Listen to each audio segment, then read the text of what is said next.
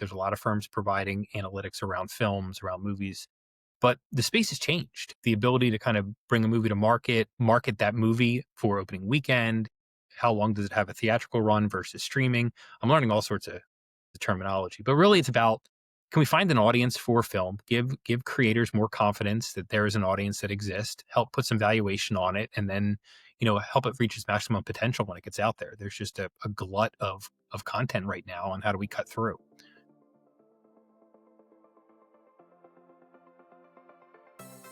Welcome to Anchor Change, where we help you panic responsibly in a chaotic world. I'm Katie Harbath. I've navigated impossible trade-offs in tech, politics, and my personal life for decades. I know that can be lonely. As a Midwesterner who spent 20 years in Silicon Valley and DC, it's taken me a while to figure it out. I still am. One thing that helps me is hearing the stories of other people forging their own paths. Because in a world of complexity, you don't have to navigate it alone. Welcome to Anchor Change.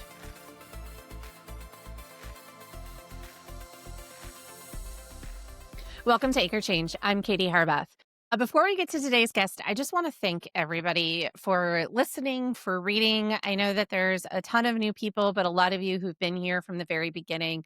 And I don't say thank you enough. And I just wanted to do that because you have a lot of different ways that you could be spending your time. And I'm grateful that I sometimes get a little bit of that. I hope today's guest, I think, will be of great interest to you as well. His name is Bill Skelly. I've known Skelly since the Giuliani campaign days, way back in 2007. He worked a lot on political data modeling, voter modeling, helping campaigns to figure out who they needed to persuade, how they needed to persuade them. And he has now shifted that work to a new company he's created called Greenlight Analytics, which is working with Hollywood studios and figuring out what shows and films studios should greenlight, and using AI to better help predict which of those things will be hits and which things should be greenlit. And so I want to talk to Skelly about the role of AI in data, how that's going to play out in politics, but also in Hollywood. So I hope you enjoy. Bill, welcome to Anchor Change. Thanks for having me, Katie. Great to see you. Although it felt weird calling you Bill, I'm going to call you Skelly for the rest of it. For everybody who is new here, I mentioned in the intro, Skelly and I have known each other for well over 10 years now. So, no, that's 20. 20. Can't do Yeah. math. We're not This that might be old. the How wrong- is it possible? I don't know. We got old. We got old fast. We did get old fast. And I want to start by talking about politics and then shift into your work in Hollywood. You've been thinking about data and politics for decades in a way that felt ahead of its time, even back then. What originally drew you into political data modeling, and how have you seen the field evolve since then? Well, what originally drew me in was that it was literally the only job available at the RNC. There was, George Bush had just gotten elected. Everyone had already gotten their jobs. I graduated from college. First term or second term? First term, Okay. 2001. Even before I met you, I guess that's way more than 20 years ago. And it was the only job available at the RNC. And I went and met with them, and they made me an offer. And next thing you know, I'm a data person. So it was an early entry to the field of data. Is that where, did we actually first meet at the RNC then? Because I joined in August of 2003. Yeah, I think that was actually where it was. I was actually planning on calling you out on that. That 4 years, apparently, I was completely forgettable. I was down in the basement, so there weren't a lot of people that came down there. Down there every once in a while. But it was a dark, strange place, the RNC basement, where you all, the IT guys, everyone else was hanging out, and we weren't quite sure what you all were doing down there. Well, if it makes you feel better, we weren't sure what we were doing either, but we figured it out, and it was a lot of fun in the process. Well, tell us a little bit about those differences. I mean, to put people back, I think it's important to put context into where we were in the early 2000s. Like, Facebook hadn't been created yet, Twitter hadn't been created yet, YouTube hadn't been created yet. The big breakthrough in campaigns was probably micro-targeting, but not as we think of it today online, but more of like, let's take consumer data and figure out that Republicans like to watch the Hallmark Channel and Democrats like to watch this channel so we can better spend our advertising money of where we're trying to reach people. What was it like back in those days? And then let's fast forward to today, and how does it look today? Yeah, I really think it was a lot more sophisticated than folks gave it credit for. And even the brief description you gave there, I think that's how we like to talk about it, because some of those early creators, the folks over at Target Point and others, they were way ahead of their time. And so it had to be simplified to make people understand it a little better. And I think that's where I loved the role I was placed in the best, because I wasn't hired to be the best data person. It kind of existed between the political department and the data department, and was able to kind of go back and forth, sit in the basement and do the data work, but then also go to the political team and kind of explain how we were going to use this data on the campaigns and to be effective. In fact, that's why I named my company Causeway Solutions, is because we were always kind of the bridge that existed. The biggest, you joke about how far we've come in those early years, like '01, '02, '03, '04, leading up to the Bush campaign. We used to burn CDs or burn DVDs with data on it.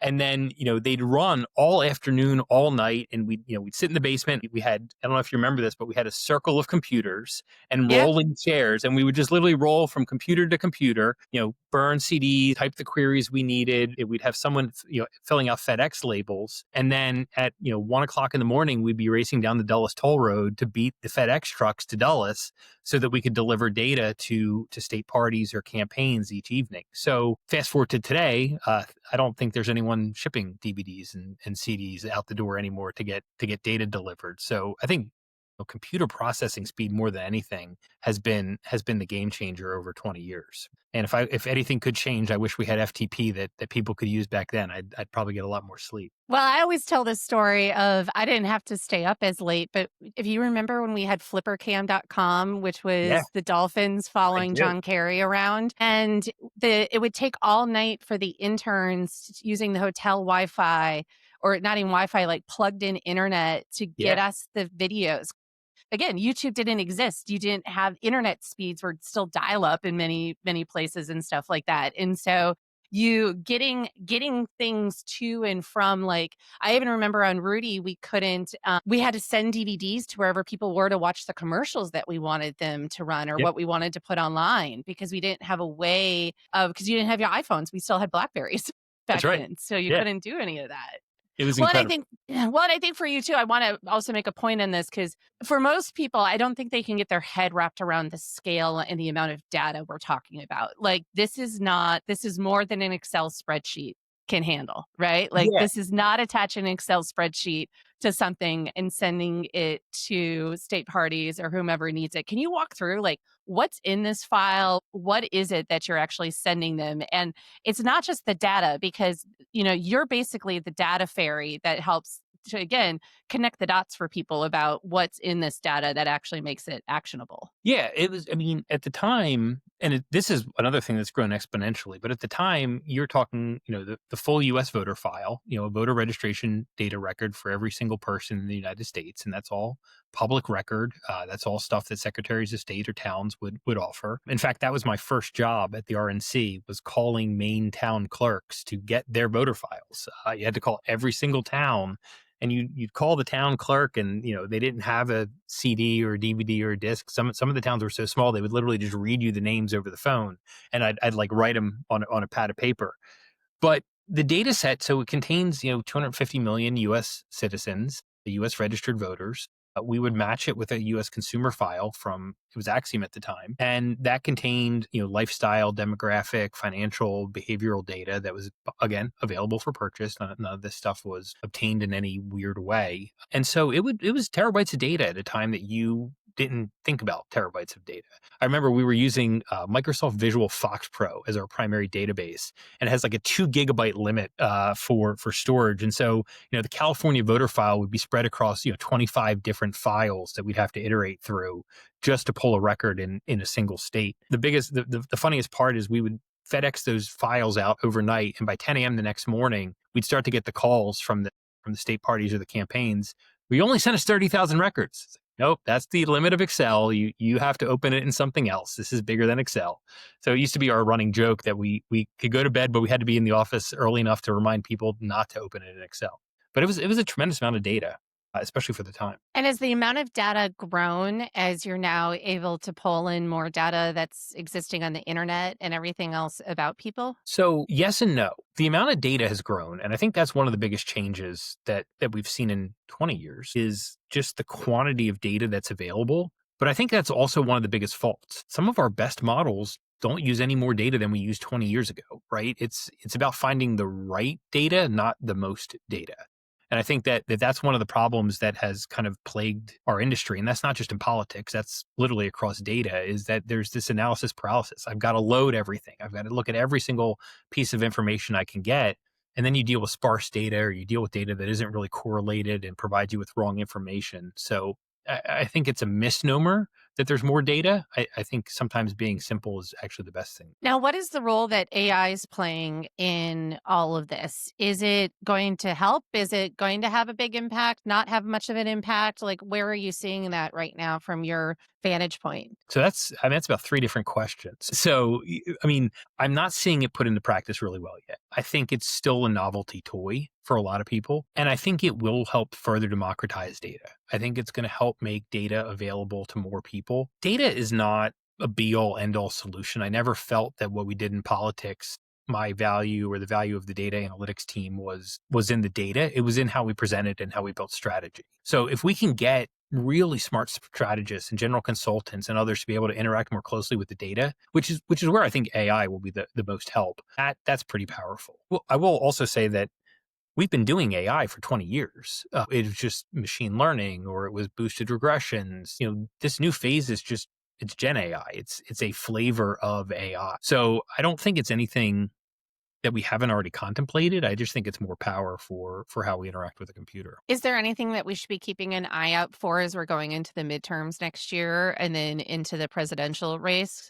In terms of AI, Well, and data, but I mean, it could be AI in general. I mean, I've had a viewpoint that, 2008, a lot of people thought that was the social media election, but it was so Mhm. early days of social Yes. media. And Yeah. then 4 years later in Obama 12 and even Romney and everybody, like how campaigns were utilizing data, digital, all of the social media, just it was turbocharged. It was night and day between Yep. that. And I kind of have a feeling that 2024 was similar to '08 for social media in the way for AI.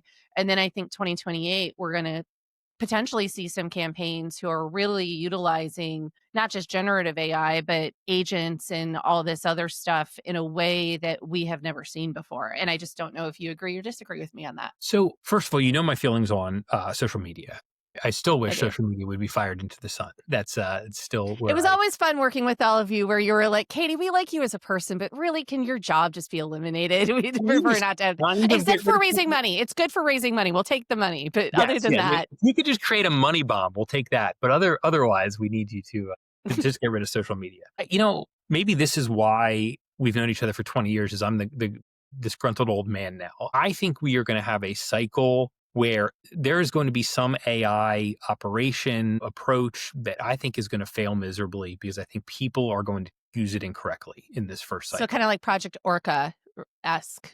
Like, wasn't that the one, like some of those apps that didn't do very well or like they had a lot of promise? Sorry, am I touching on something I shouldn't have?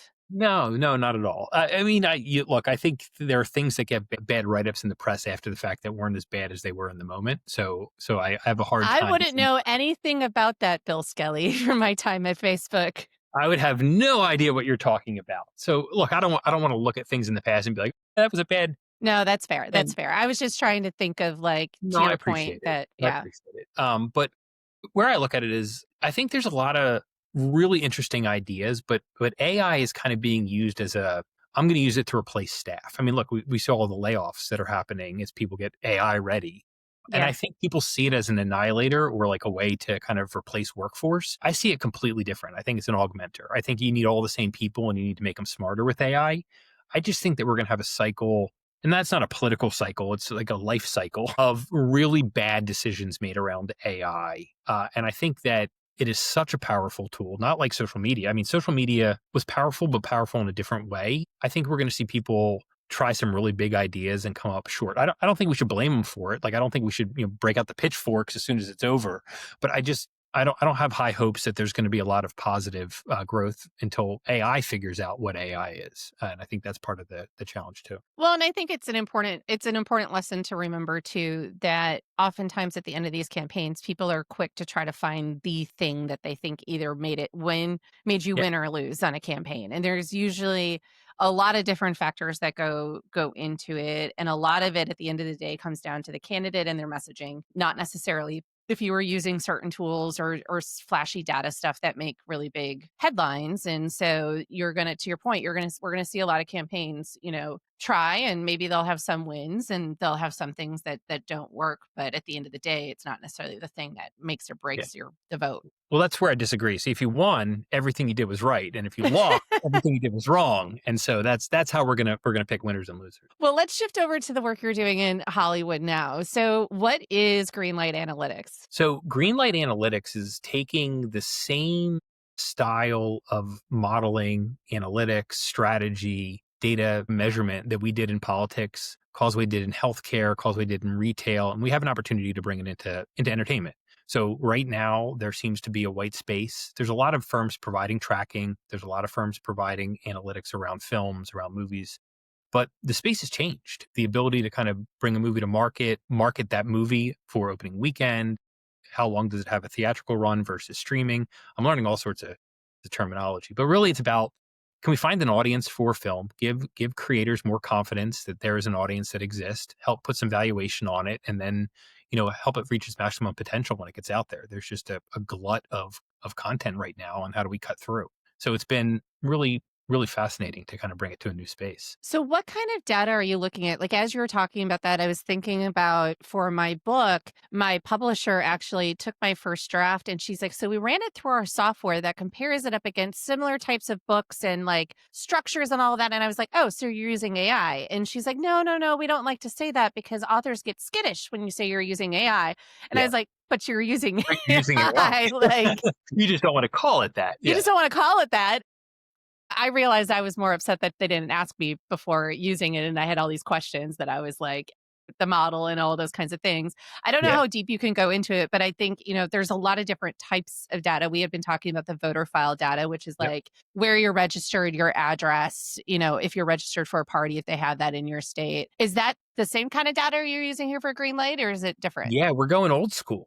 And I think that's one of the things that really has, I mean, we've been met with open doors and a lot of excitement recently as we've been touring through and kind of explaining what we're trying to do. And we're starting with offline data. We're starting with a consumer file. We're doing the old school style surveys, talking to actual consumers and figuring out how they feel about content, if they're aware of a film. Currently, we're tracking 270 different films across streaming and theatrical release. We're, Wow. we're tracking over 1,000 different actors and actresses, awareness, interest, willingness to see them in theaters, willingness to pay, and building models the way we used to.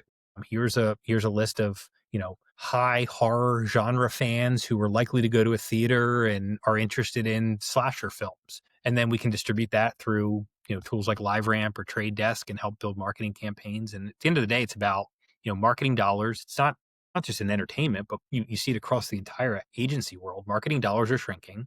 You need to be more efficient, more effective, and there's ways to use data to do that. And we haven't even gotten into the Gen AI. We're not writing scripts, or we're not, none of that stuff. Like, that's a whole different hot button that people are talking about in Hollywood. But we're just doing old school style targeting, marketing analytics, marketing measurement, finding the right audience for a film and turning them out. Why do you think what you all are doing seems to be resonating a lot with Hollywood versus maybe what others are also selling? Do you think it's that mix of that you're coming from I think politics it and is. you have that? I think it is. Look, it's no one. I think we're approachable, not to pat ourselves on the back, but you would be surprised that a Republican firm, a firm that started out in Republican politics, can show up in Hollywood and make friends. But the answer is we're going in and helping them try to solve a problem they have, and it's been really kind of powerful. And that's been kind of the first surprising bit that a lot of folks have. That first call that I have with someone, they're like, "You worked in Republican politics, and now you're out here in LA," and it's like, yeah, we help solve problems for Republicans, and now we can solve those problems for you. And so that's been kind of fun. Have you gotten I got in Silicon Valley a lot where they'd be like, wait, you're a Republican, but I like you. And then Yeah, they're kind I of got like that a not few quite times. sure what to, I they're got not that. quite sure what to do with you. Yeah, yeah, we can actually help you solve your problem. Look, I think us being outsiders to the industry is really powerful. I think we're giving a different look. I mean, one of the things I tell people all the time is I'm not going to tell you whether your film is too long. I'm not going to tell you to change the intro. I'm not going to tell you use blue too much. Like, I have no value to your creative process. What I can do is find your audience and help you market to them like that. And I think that is a new approach for Hollywood, and I think it's been well received. I think they're looking for a new approach, and it is. Look, at the end of the day, it's a campaign. They run dozens of these a year. They've got 4 weeks to turn people out on a very specific day on a very limited budget. It's an election. It's kind of an election. Yeah, we're kind of good at that. So it's been good. What are some of the surprising things you're finding and seeing as you're getting into this? Anything where you're kind of like, "Huh, I wouldn't have guessed that, but the data points me to this direction in a way that may be counterintuitive." Yeah, I mean, honestly, I think the thing that kind of surprises me the most is that there's a much bigger audience for these films than is actually being activated. And I look at it, and my new pitch line has been that films are really good at marketing, but they're really really bad at advertising. And the whole world has changed. Where if you look at any film that's out, and I would encourage you to go check and kind of see what you get served. You get served a trailer, you get served a poster, you get served, maybe there's a new popcorn tin if you go to theaters, but all they're doing is making you aware. Like, hey, there's a film out. Nobody is persuading you to go to the movies on a Friday night instead of go to the football game or take your kids to dinner. I mean, it needs to be advertised the way we advertise shoes or video games or anything else. And so that's the thing that surprised me the most, is that it does not feel like they are advertising their films as much as they're marketing. Well, and I'm guessing, I mean, you tell me if this is true. Just personally, there's so much content out there that it's hard for me to even find what I might be interested in, or even frankly, I'm overwhelmed with the number of things that I might want to watch. And so on any given evening, I'm sort of almost paralyzed by choice and not quite sure what to look at or watch until maybe I have a friend that recommends it to me, or something that kind of is that little tipping point for me to actually decide to open up this streaming platform and watch that particular show. I agree completely. Like I think so many of the streaming services rely on the algorithm, right? We're going to serve you the content you want to see, and you're going to but that's just not the world we live in anymore. I mean, people are constantly being bombarded with information. And I think if you actually took the effort to advertise a little bit, I can convince you to watch a different show or to go turn on Apple TV and see something that you didn't know existed. And so I just think a little bit will go a long way in this space, which again is no different than a down ballot political campaign, trying to get relevance under the top of ticket. Now, you might remember back in the early 2000s, the Wired editor Chris Anderson had this concept of the long tail, right? Where there was, and the internet was going to cause us to have increasingly amounts of content that wouldn't be watched by as many people, but be able to reach more. I think that's proven itself out a little bit. And even with AI and everything like that, long tail is getting longer. Like Yeah. everything I'm reading right now is how things are going to get more niche as we continue to move forward, Yep. not less. I'm curious if you're seeing the same thing. And do you think there is a end capacity for the amount of content that can get created and people can consume? I'm just curious what you're seeing and all that, because you said you were tracking what, 270 Yeah. movies alone? That's a lot. Yeah. So we were, one of the first when we started in the space, we weren't really sure where to start. So we did a bunch of things and we cast a lot of nets. And one of the things we did was we just started asking kind of an open-ended question about, what did you watch last night on television, and then what do you hope you watch tonight? And the responses we were getting completely fed into the long tail narrative, right? We'd ask 1,000 respondents, what did you watch last night? And you'd get 20 people that would all say the same thing. There was always something that was the top, and it was usually a sporting event, right? I watched the World Series. I watched the football game. I watched the basketball game. The next 980 responses were all like 1 and 2 responses. Wow. It was just a complete long tail of information. And we just used to go through the open-endeds and just laugh, because we were like, how do we even group this? Like, do you group it by genre? Do you try to figure out where they watched it? There is no end to the long tail. And I think that is great. I think it's great for consumers, and I think it's great for companies like Greenlight, because every person needs to be served advertising that matches the content that they're looking to consume. I think for creators, they have this limitless possibility to create movies, to create television shows, to create unscripted series. And for advertisers, if we can be efficient and effective, we can make every single one of those successful in their own right. We can't make every one of them $100 million opening weekend, but we can make sure that the people who are interested in that film or that show or that unscripted series watch it. And that's pretty exciting. Are you tracking at all, like, really old shows and stuff and also helping, like, streaming services figure out what they wanna gain the rights to? Like, I think about the fact that Friends and Seinfeld and a lot of those shows, maybe sometimes or even others will have a resurgence on a streaming platform because all of a sudden it's made available now and it has an entirely new audience. So we haven't gotten into that yet. It's on my list. Understanding kind of the long leg of streaming is really kind of, or the long tail is something I want to accomplish. Haven't solved it yet. We kind of put that on the back burner. Like, all right, well, let's start with the top 500 items and then figure out those later. Challenge number one is get those top the big items fixed, or at least the tracking around those. Challenge number two is get beyond beyond domestic. We were able to do this so well in the US. Now can we get it to be, the UK and the EU and the Gulf States region, in areas where there's such a growth in entertainment consumption that we have to be better at measuring. With the attention spans of people, well, reportedly being shorter, I actually think they're longer than what people think they are. Are you seeing anything where it's like people are gravitating more towards TV shows and I guess within that, like dumped all at once, binging, but like, are you seeing anything in terms of viewing habits that are a part of your data when you think about this? For it's not just who you need to be advertising to, but and maybe not it's not the creative, but like the format that you need to be putting it into. Yeah, I mean, by and large, I think you're exactly right. I think attention spans, and I'm going to go ahead and not answer your question by answering a different question. But Perfect. yeah, that's what I do best. Politics coming in. Politics is coming always back to me. So, attention spans are longer, right? People are more willing to sit down and binge 5 or 6 episodes of a show back to back to back. So I don't think you need to focus on shorter content. I don't think people need to focus on, hey, this has got to be a 30-minute sitcom or, versus a 2-hour movie. I think there's an upper limit, right? Like you start hitting 3+ hours on a movie, and I think you got to have a really good concept at that point to carry it. Where the attention span is shorter is on the advertising side. And I think that's where the mismatch is. You can have a film that's 2 hours long, or a television show that's 30 minutes or an hour, and you can release multiple episodes and people will binge them, but you are not going to advertise to them and get their attention with a 90-second trailer.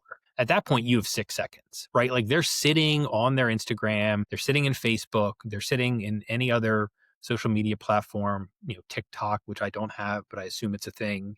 Like It's a all thing. these things, and they're scrolling. And Mhm. so you have a short window to catch their attention, but if you catch it, you can keep it. I think that's the difference. So let's shift now to where these two worlds collide, but more on the policy and regulatory front. But because you mentioned earlier, there's a lot of conversation about the role of copyright when it comes to using generative AI to create films and stuff like that. And I know that that's not what you all are in with using Greenlight Analytics for, but I have to imagine when you're talking to people, that's where their head immediately goes when they hear that you're using AI to help Hollywood figure out what shows and films in which to greenlight. Where are you seeing these policy conversations in your work colliding? Yeah, I mean, it is around like kind of ownership and IP ownership, and I think it's a real thing. It's a real problem we have to address. We try to be pretty aggressively upfront about it.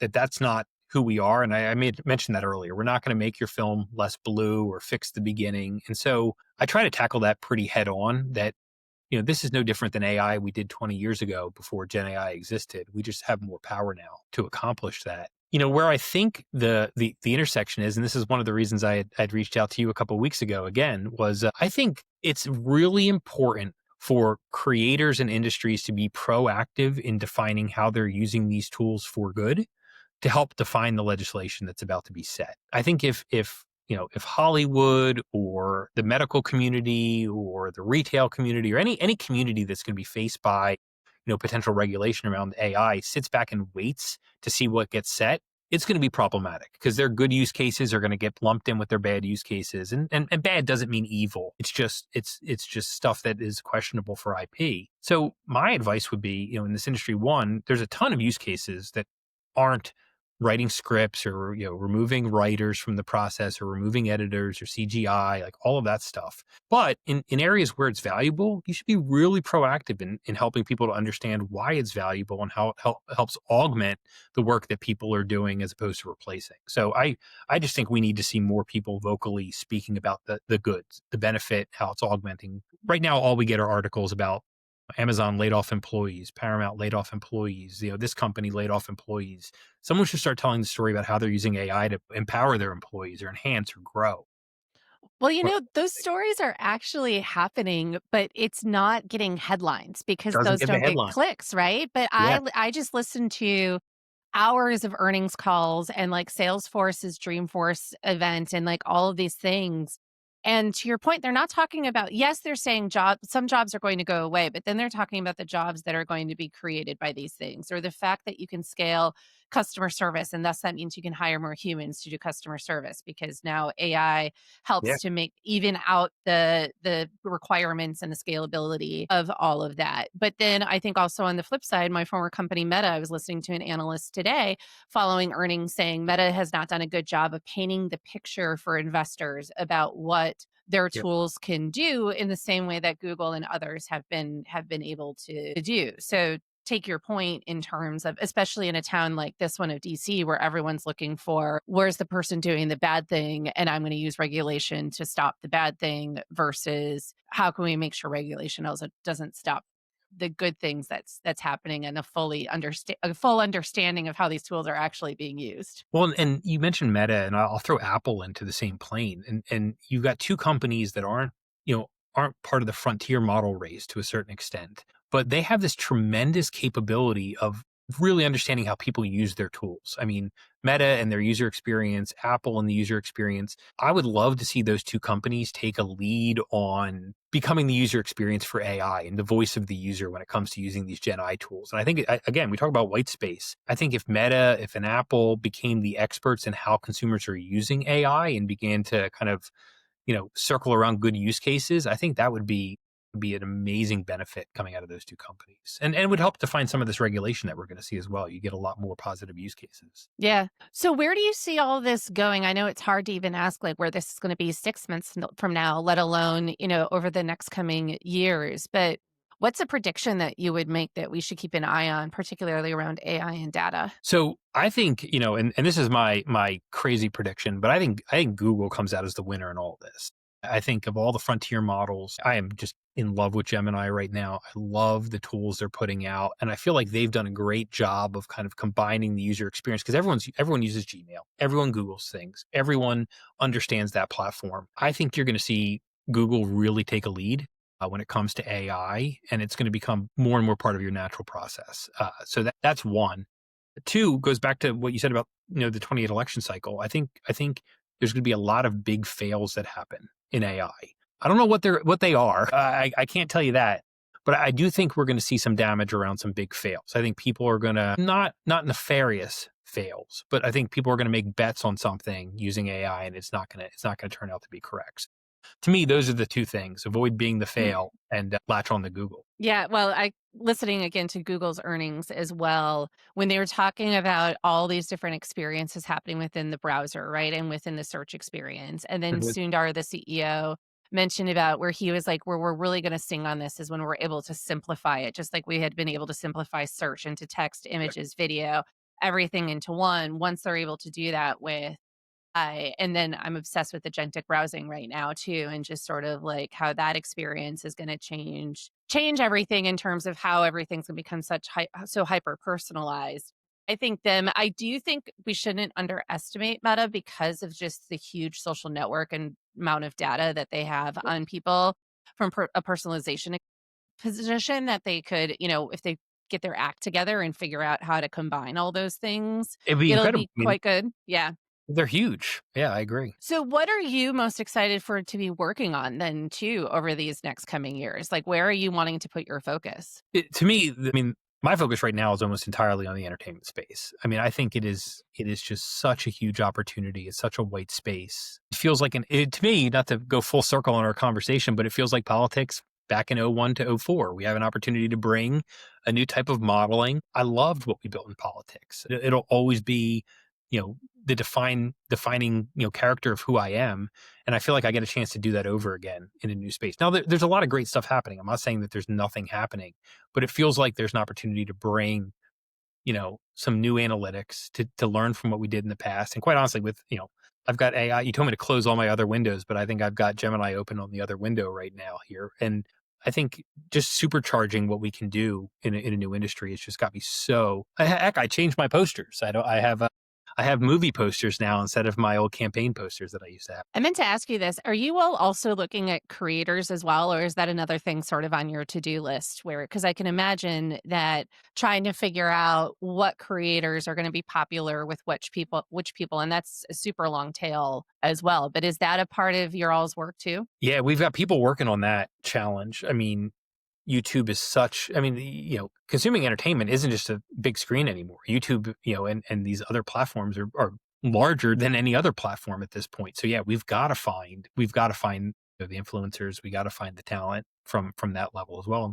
And quite honestly, it's sports. Sports is the new viewership as well. In the next 5 to 10 years, when as media rights are coming up and as everything is realigning and there's more money in college sports, sports influencers and kind of entertainment movies and shows is really our focus right now. Well, and I throw another one out to you, which is gaming, because Netflix mentioned Oh yeah. for them, like it's live experiences and that gaming. And yeah, I've got this whole thing too, where I think that the shift of live sports entertainment to all these streaming platforms is also going to have a downstream effect on sports bars, because you no Okay. longer can just buy a direct TV ticket. You have to have access to all these different streaming services to be able to show all the different games that people might want. And that's going to be Yeah. could become cost prohibitive for different sports bars and stuff like that. And will that, I guess I should say I'm more watching to see if that changes how people watch live sports in a community, or if they're watching it alone, or like what that,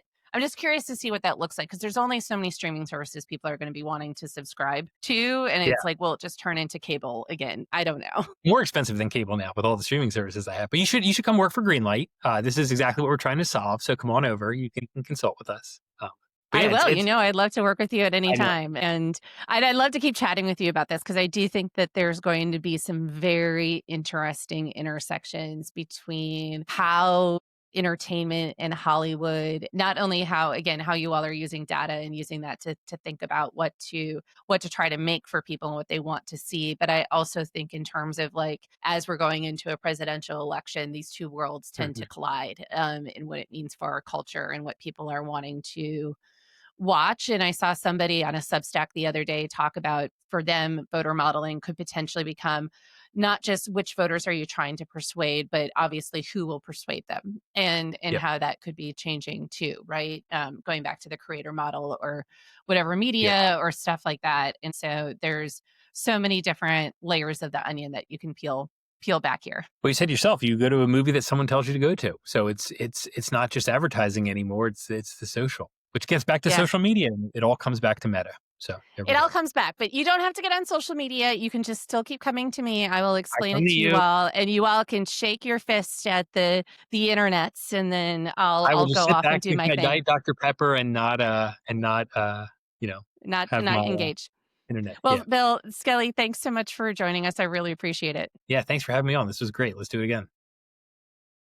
My mind is just blown at all of the different ways that AI, not just generative AI, but AI and data, how all of this is just evolving and has evolved over the last 20 years, and how this is going to feed into sort of that hyper personalization of content that people are going to see, and how it's making it more challenging for studios and others who create content to figure out what it is that they need to be making, for whom, how do you make money off of it, all of that jazz. I wrote about that recently in a newsletter that you can go check out on anchorchange.substack.com. I'll put some links to some of the stuff that Skelly is working on in the comments. But until then, thank you so much for listening, and I hope you have a great day.